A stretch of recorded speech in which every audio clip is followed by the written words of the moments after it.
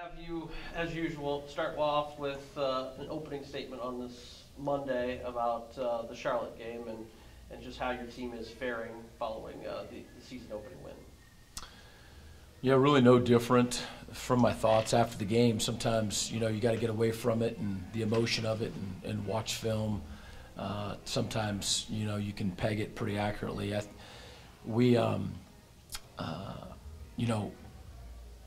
Turning the ball over on our first drive and we're moving the ball just was not something that we anticipated, obviously not something that we wanted to do, put so much into ball security and taking it away.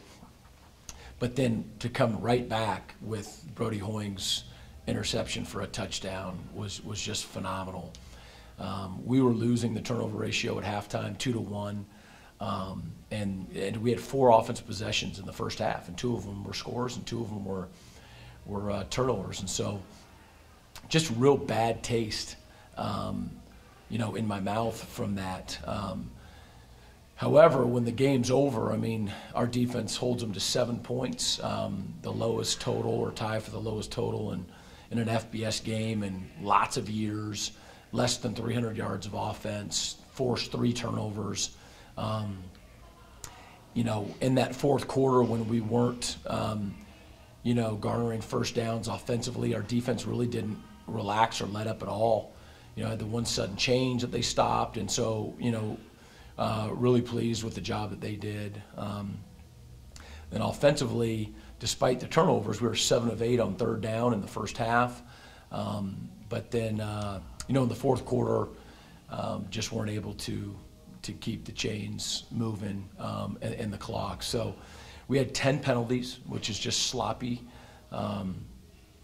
Not really been characteristic of our team. We've been much better than that. So there's just a lot of improvement. My overall after the game was a little bit disappointment, to be honest with you. Just felt as though we'd come out and play a cleaner game than we did and play better than we did. But that's not to take anything away from the defense, because I think they really played a really good game. I just feel as though we didn't get it done the way that we wanted to in 2 of the 3 phases. We lost the kickoff return battle. We lost the punt return battle. And, we were 1 for 1 on field goals, and they had missed 1. But all things that we believe that we can get better, and we plan on doing that. Certainly one of the numbers that stood out at us was you hold Charlotte without getting a chance to get in the red zone. First time that's done so since 2011. A pretty good chance to help your case for winning when you don't allow your team inside, the other opponents inside the 20. Yeah, no doubt. The quarterback run got us a couple times, but outside of that, we really stymied their offense, both in the pass game and on the ground. So really, really pleased with that effort.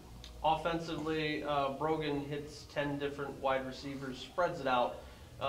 It's certainly a good thing to not just be focusing on one wide receiver and really getting everybody in the mix. We think we've got some solid depth at wide receiver, and Brogan is at his best when he's taking what people give him and he's going through his reads and putting the ball where it's supposed to be on time, and very capable of that, and did that for the vast majority of this game. And the completion percentage is a great indicator of that. Shaq comes back, 23 carries, 90-plus yards in his return. How did you think he ran the football? Yeah, I think he ran the ball well. That first play sure was exciting. I don't know that we had one quite as long as the first one after that, but in no way was he timid or anything like that. It was the Shaq of old, and again, I think maybe more so than Shaq being back, you could just see that the gap, if there was one, has closed in terms of our other backs, who played all last year, are pretty darn good. So we just feel as though we've got some great depth at running back, and they all bring something different to the table. and those are weapons that we're excited about. Speaking of depth, Ian Erickson is the one who gets to carry the banner, MAC West Division Player of the Week. I know he has 2 scores, but not a rushing total he'd like, but still an honor for your team nonetheless.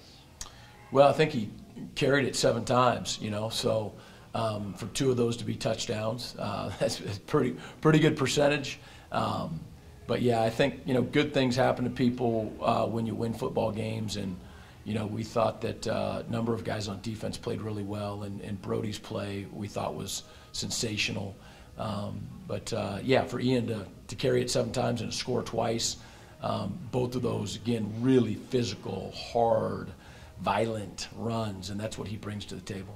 I know it's a team game, and you haven't always been at EMU, but you look at it, you pick up your 150th career win, a special moment for you to become just the 10th active FBS head coach to have 150 right now that's active.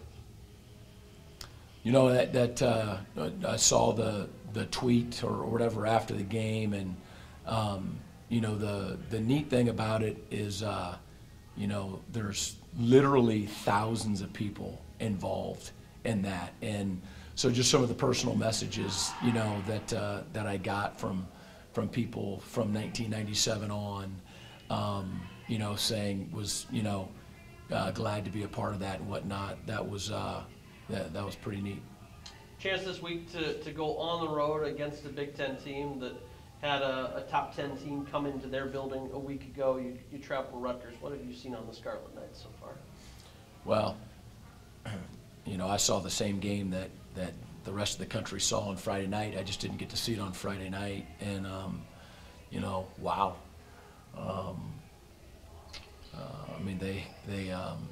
They're obviously really, really good, and again, it's just my quick take on it, but I think you've got a proud program and a new staff that things probably didn't go the way that they wanted them to, and lots of reasons for that this last year. And so, you take a proud group like that over 8 or 9 months of working incredibly hard and smart, and they broke out, on Friday night.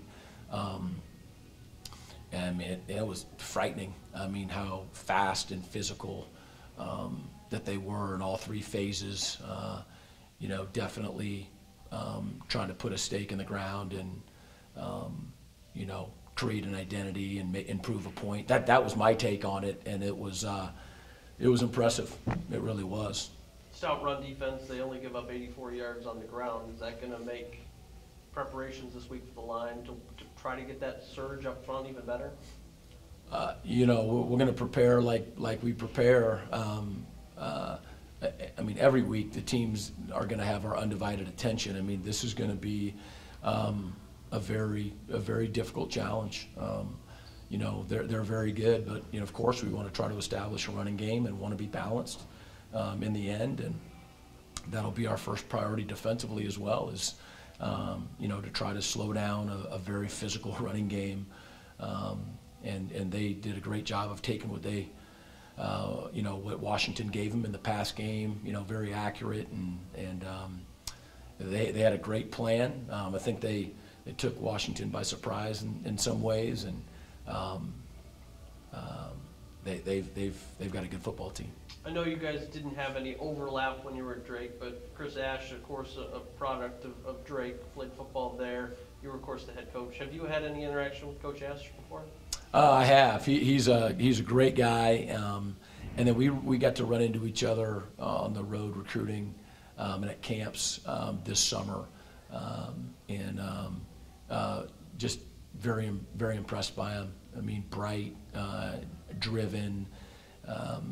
I think he absolutely has a plan and knows what that plan is, and is going to see that plan come to fruition.